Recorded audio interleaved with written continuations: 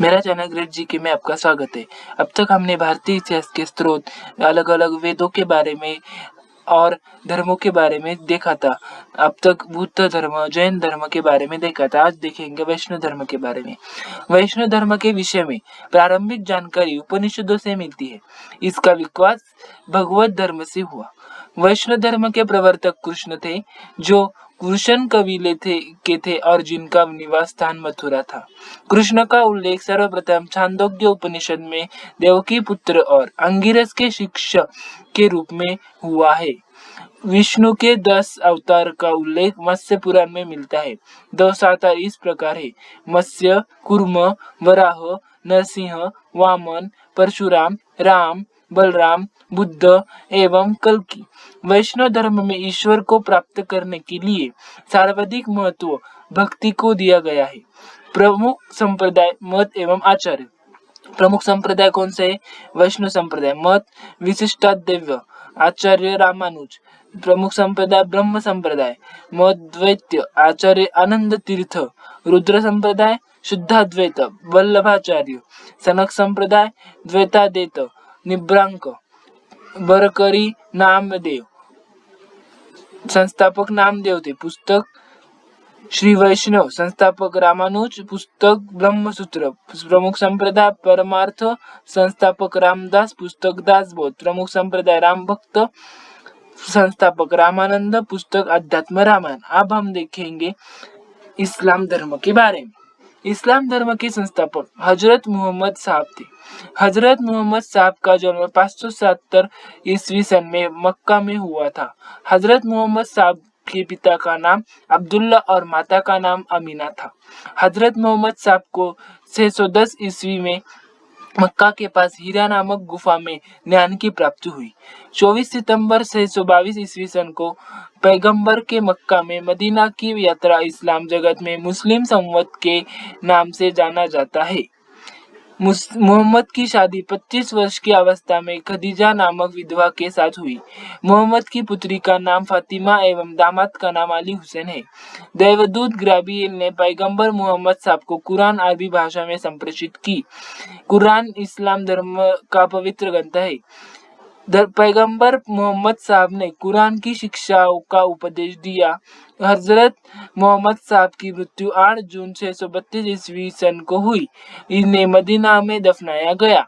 मोहम्मद साहब की मृत्यु के बाद इस्लाम सुन्नी तथा शिया नामक 2 पंथ में विभाजित हो गया। सुन्नी उन्हें कहते हैं जो सुन्ना में विश्वास करते हैं। सुन्ना पैगंबर मोहम्मद साहब के कथनों तथा कार्यों का विवरण कर रहे हैं। शिया अली की शिक्षाओं में विश्वास करते हैं तथा उन्हें मोहम्मद साहब का न्याय संपन्न उत्तराधिकारी मानते हैं। अली मोहम्मद साहब के दामाद थे। अली की सन 661 में हत्या कर दी गई। अली के पुत्र हुसैन की हत्या 680 में करबन नामक स्थान पर कर दी गई। इन दोनों हत्या ने शिया को निश्चित मत का रूप दे दिया। पैगंबर मोहम्मद साहब के उत्तराधिकारी खलीफा कहलाए। इस्लाम जगत में खलीफा पद 1924 ईस्वी सन तक रहा। 1924 ईस्वी सन में इसे तुर्की के शासक मुस्तफा कमाल पाशा ने समाप्त कर दिया। इब्न इशाक ने सर्वप्रथम पैगंबर साहब का जीवन चरित्र लिखा। मोहम्मद साहब पैगंबर के जन्मदिन पर ईद ए मिलाद उन नबी पर्व मनाया जाता है। ईसाई धर्म। ईसाई धर्म के संस्थापक है ईसा मसीह। ईसाई धर्म का प्रमुख ग्रंथ बाइबल है। ईसा मसीह का जन्म जेरूसलेम के निकट बैथलेहम नामक स्थान पर हुआ था। ईसा के जन्म दिवस को क्रिसमस के रूप में मनाया जाता है। ईसा मसीह के माता का नाम मेरी और पिता का नाम जोसेफ था। ईसा ने अपने जीवन के प्रथम 30 वर्ष एक बढ़ाई के रूप में बैथलेहम के निकट नाजरेत में बिताए। ईसा मसीह के प्रथम 2 शिष्य थे, एक एंड्रूस, दूसरा पीटर। ईसा मसीह को सूली पर रोमन गवर्नर पिंटस ने चढ़ाया। ईसा मसीह को 33वीं ईस्वी में सूली पर चढ़ाया गया। ईसाई धर्म का सबसे पवित्र चिन्ह क्रॉस है। ईसाई त्रित्व में विश्वास रखते हैं। वे है ईश्वर पिता, ईश्वर पुत्र, ईश्वर पवित्र आत्मा। पारसी धर्म के पैगंबर जरतुस्त्र थे। इनकी शिक्षाओं का संकलन जैन अवेस्ता नामक ग्रंथ में है, जो पारसियों का धार्मिक ग्रंथ है।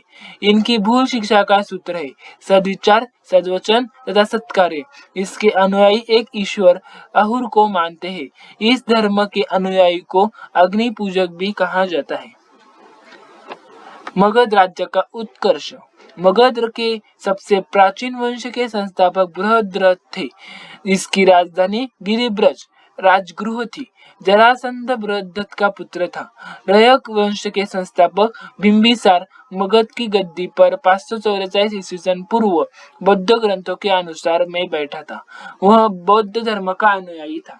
बिंबिसार ने ब्रह्मदत्त को हराकर अंगराज्य को मगध में मिला लिया। बिंबिसार ने मगध पर करीब 52 वर्षों तक शासन किया। बिंबिसार ने राजगृह का निर्माण कर उसे अपनी राजधानी बनाया। महात्मा बुद्ध की सेवा में बिंबिसार ने राजवैद्य जीवक को भेजा। अवंती के राजा प्रद्योत जब पांडु रोग से ग्रसित थे, उस समय भी बिंबिसार ने जीवक को उनकी सेवा में शुश्रूषा के लिए भेजा था। बिंबिसार ने वैवाहिक संबंध स्थापित कर अपने साम्राज्य का विस्तार किया।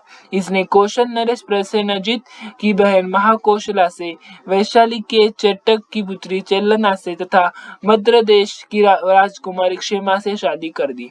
आपका पंजाब यानी कि मध्य प्रदेश। बिंबिसार की हत्या उसके पुत्र अजातशत्रु ने कर दी और वह 493 ईस्वी पूर्व में मगध की गद्दी पर बैठा। अजातशत्रु का उपनाम कुनिक था। अजातशत्रु ने 32 वर्षों तक मगध पर शासन किया। अजातशत्रु प्रारंभ में जैन धर्म का अनुयायी था। अजातशत्रु के सुयोग्य मंत्री का नामक वर्षाकार था।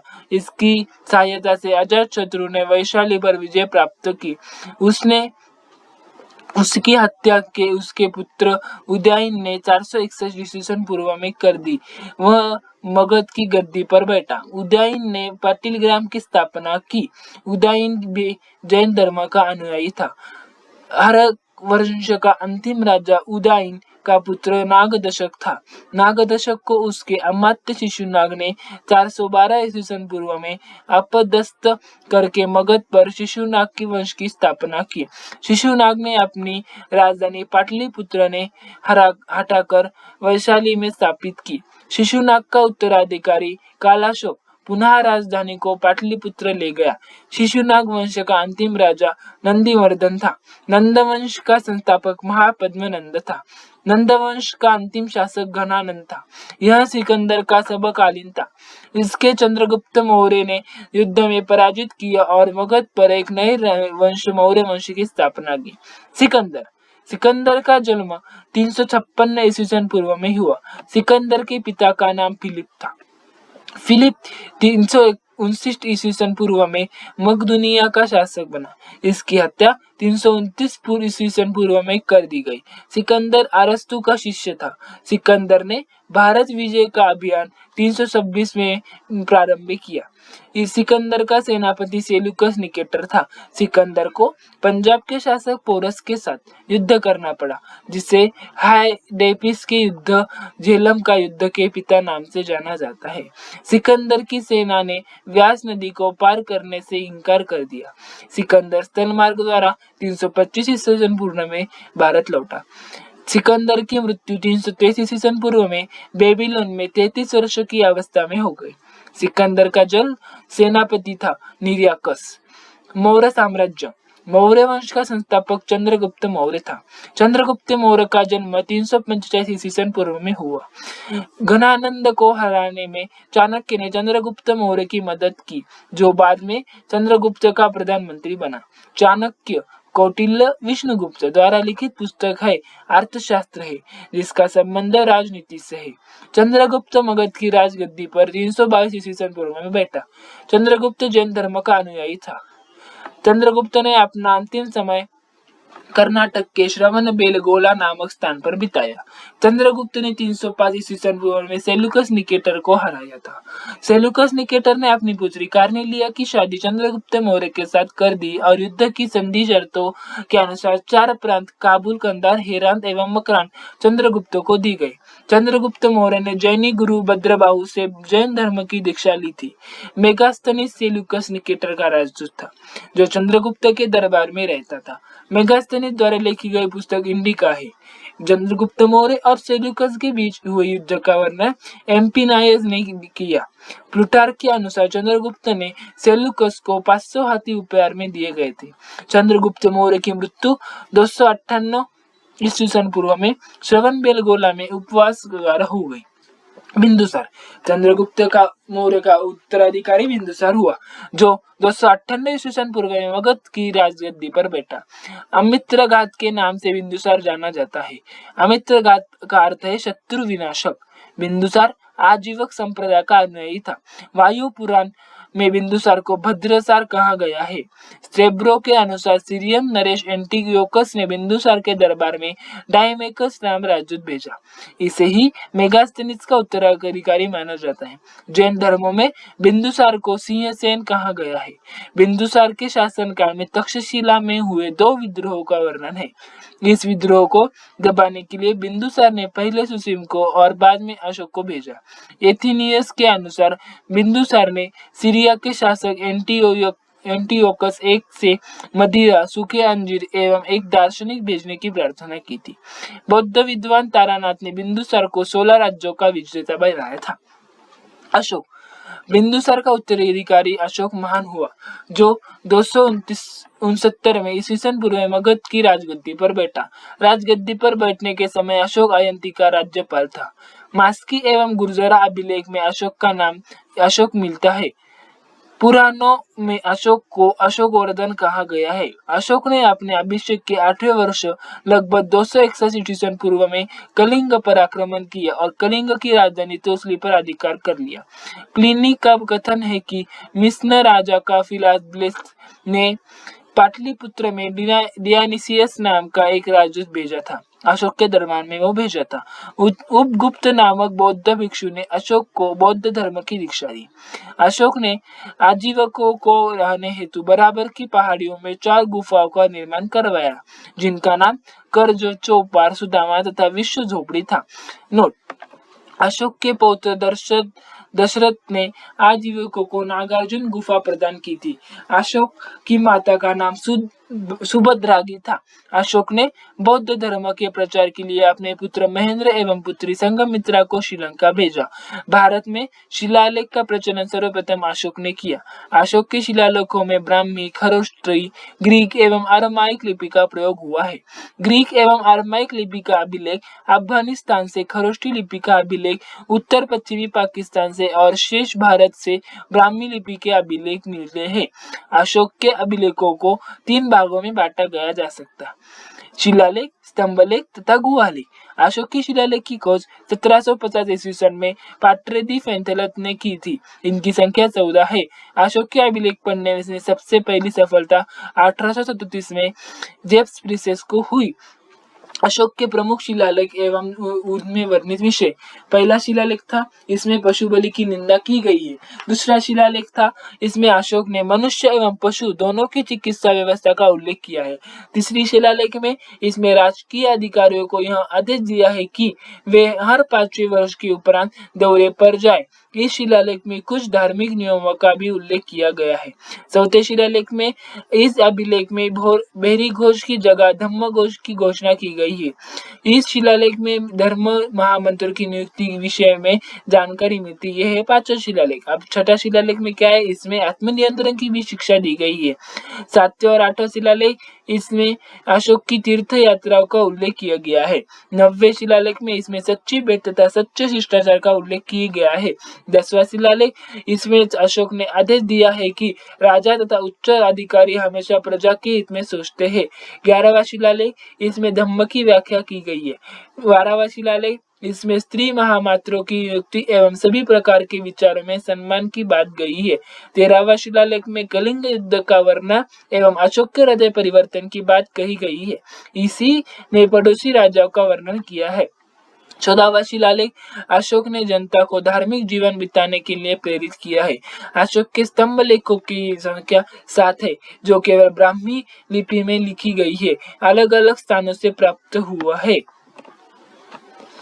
प्रयाग स्तंभलेख, यह पहले कौशाम्बी में स्थित था। इस स्तंभलेख को अकबर ने इलाहाबाद के किले में स्थापित कराया। दिल्ली टोपरा, यह स्तंभ लेख फिरोज शाह तुगलक के द्वारा टोपरा से दिल्ली लाया गया। दिल्ली मेरठ, पहले मेरठ में स्थित यह स्तंभ लेख फिरोज शाह द्वारा दिल्ली लाया गया। रामपुरवा, यह स्तंभ लेख चंपारण में स्थापित था। इसकी खोज 1872 ईस्वी सन में कार्यलायक ने की। लौलिया अरेलाज, चंपारण बिहार में है। लौरिया नंदनगढ़, चंपारण यानी कि बिहार में इस स्तंभ पर मोर का चित्र बना है। कौशाम्बी अभिलेख को रानी का अभिलेख कहा गया है। अशोक का सबसे छोटा स्तंभलेख रुमिदेई है। इसमें लुम्बिनी में धम्म यात्रा के दौरान अशोक द्वारा बुराजस्व की दर घटाने देने की घोषणा की गई है। अशोक का 7वां अभिलेख सबसे लंबा है।